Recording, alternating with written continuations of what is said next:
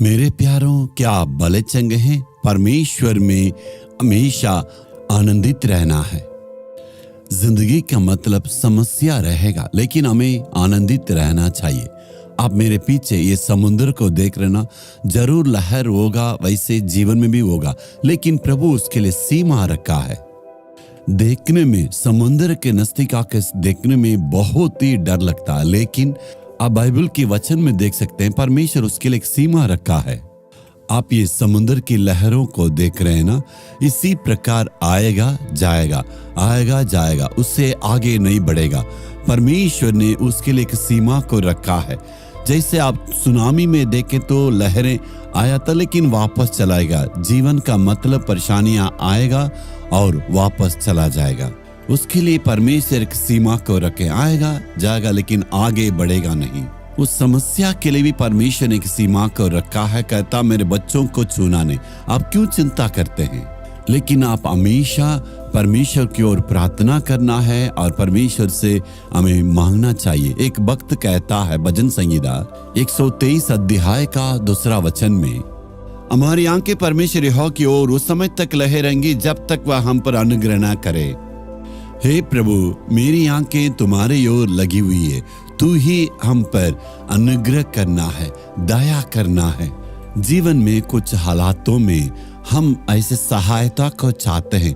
क्या इस वक्त में कोई आके हमारे जीवन में मदद करना है? हम इस प्रकार कोसते रहते हैं, साथ में काम करने वालों को या साथ में रहने वाले और हमारे जान पहचान, हमारे मित्रों, सारे लोगों से किसी न किसी ढंग से हमें मदद मिलेगा। इसी उम्मीद के साथ हमेशा हम सोचते रहते हैं।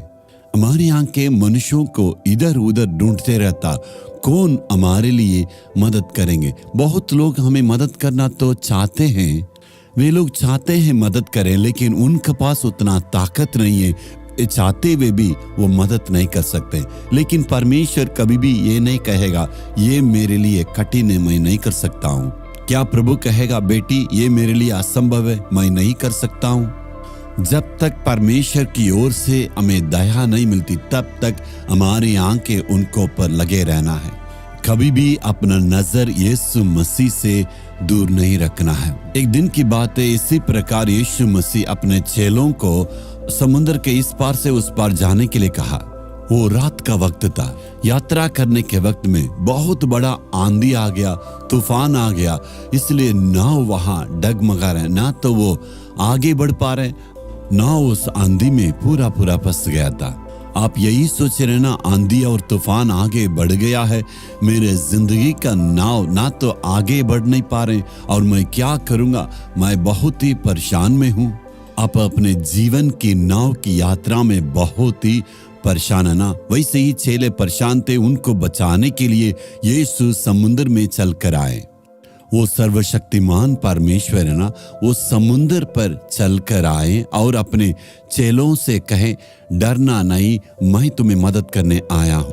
उन चेलों में से पतरस नामक एक चेला थे, बहुत ही वो तेज है। उन्होंने सोचा था इस समुद्र के उस नाव में रहना तो बहुत ही खतरा है, तो परमेश्वर से विनती किया, हे परमेश्वर मैं भी आपके पास आना चाहता हूँ। उन्होंने तय किया समुद्र में चलकर यीशु मसीह के पास, वहां पर हमें जाना है। उन्होंने कहा आ जाओ, क्योंकि यीशु मसीह तो हमारे पिता ना, वो हमारा सृष्टि करता है, वो हमें अपने बच्चों का समान प्रेम करते। ये नहीं कहा मैं परमेश्वर मैं सिर्फ चलूंगा, ऐसे नहीं कहा। आ जाओ पतरस। अभी आप थोड़ा कल्पना करके देखिए, वहां पतरस ने अपने पहला कदम को वहां रखे थे, पानी तो उनके लिए वहां पत्थर बन गया है और उनको बहुत हिम्मत आ गया अपने पैर को आगे रखे, लेकिन दूसरे कदम को वहां पर रखने के लिए उनको इतना डर है, हम कैसे आगे बढ़ेंगे। अपना पूरा हिम्मत जुटा के दूसरा कदम को भी उन्होंने बाहर रखा तो देख रहे थे आराम से चल रहे हैं। उधर आंधी और तूफान है, इधर लहरें उठ रहे हैं, लेकिन यीशु मसीह के ऊपर अपना नजर को रख के वो आगे बढ़ते गए। यीशु मसीह थोड़ा दूर में खड़े हैं, ये ऐसे ही थोड़ा पीछे मोड़ के देखें। आगे यीशु मसीह है, आगे नजर में रखते हुए जा रहे थे, लेकिन अचानक अपने नजर को हटा के इधर उधर पीछे नाव को देख रहे हैं। आंधी तूफान हिल रहा और यहाँ लहरें उठ रहे, तो इनके अंदर परिस्थिति को देखने के बाद डर आ गया, वो डूबने लगे। उन्होंने चिल्लाया, ये प्रभु हमें उद्धार करो। यीशु मसीह ने हाथ बढ़ा के उनको उठाया, कहा, तुम क्यों संदेह किया? पतरस डूबने का कारण क्या है? यीशु को ऊपर का नजर को हटा के इधर उधर उन्होंने देखा था। आप अपने जीवन में भी अपने नजर को सिर्फ यीशु मसीह के ऊपर रख के आगे बढ़ना चाहिए। अगर यीशु के ऊपर नजर रखने से सारे मुसीबतों, तकलीफ, सारी बातों से आगे बढ़ सकते हैं। नजर हट जाएगा तो जरूर आपका जीवन में दुख और मुसीबतें और परेशानियां आएगा। यीशु के ऊपर हमारा नजर को हमेशा रखना है। यदि यीशु से विनती करेंगे तो परमेश्वर आपका हाथ पकड़ कर अगुवाई करेंगे, आप जरूर जीतेंगे और आगे बढ़ेंगे। आपने अपने नजर को इधर उधर घुमाया ना, इसलिए हे प्रभु, मैंने अपना ध्यान को तुझसे हटाए, हमें तू क्षमा करें। हे प्रभु, मेरे नजर आप ही को ऊपर, ऐसे कहने के द्वारा अद्भुत कामों को देखेंगे। हे प्रभु, हमारा नजर तो आप ही की ओर लगी हुई है। मैं परिस्थिति को कभी भी नहीं देखूंगा। तू हम पर दया अनुग्रह करने वाला प्रभु है। आज तू हमें दया करता है, अनुग्रह करता है। मैं विश्वास करता हूँ यीशु के नाम में। आमीन, आमीन।